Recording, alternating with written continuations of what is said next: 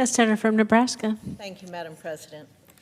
My colleagues are here today to shine a light on the Biden administration's obsession with unhelpful and unnecessary regulations. We know that excessive red tape devastates our economy and it harms communities. That's why the president's agenda needs to be stopped. And we can do it right here in the United States Senate. I've introduced legislation this Congress to push back against the administration's misguided rule intensifying emission standards for heavy-duty vehicles. In my home state of Nebraska, 1 in 12 people are employed by the trucking industry, making it the third largest industry in our state. In the United States as a whole, over 3 million people work as commercial truckers, and American truckers transported almost 11 billion tons of freight in the year 2021. Consumers all across the country rely on trucking to bring goods to markets quickly and affordably.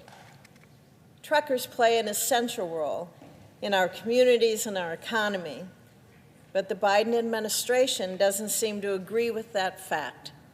Instead, our president routinely chooses to prioritize excessive environmental regulations over people's livelihoods. Nowhere is this clearer than in the Environmental Protection Agency's recent rule establishing stricter emission standards for heavy-duty vehicles.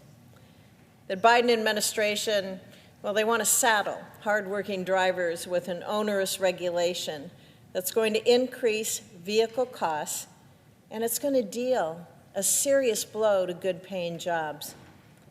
This aggressive EPA rule will hit mom-and-pop truck operations the hardest.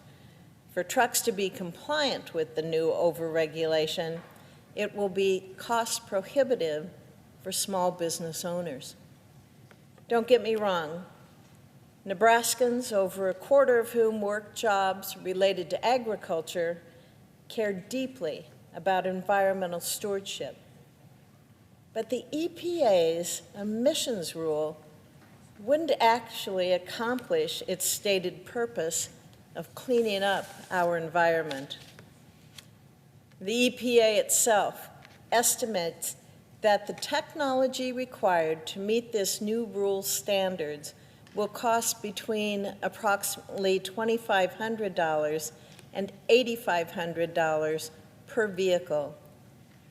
This means that many truckers will choose to keep their old, heavy-duty vehicles, which do have higher rates of emissions, instead of buying vehicles that are both affordable and more climate conscious.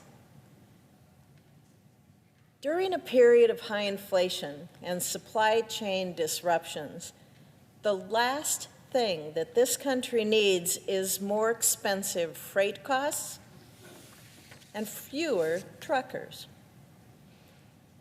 Congress needs to vote to overturn this excessive rule, one that will hurt both the transportation sector and consumers at large. The bottom line is that we have an obligation to stand up and push back against out-of-touch, far-left policies. I appreciate the work so many of my colleagues are doing towards this goal. Senator Braun, he's leading the charge to overturn the president's new environmental, social, and corporate governance rule on retirement funds.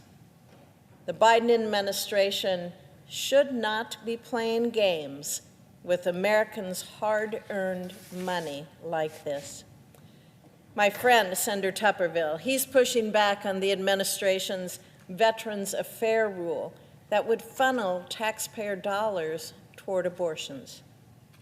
And as Senator Capito shared earlier, she is leading us in resisting the Obama-era WOTUS rule implemented late last year.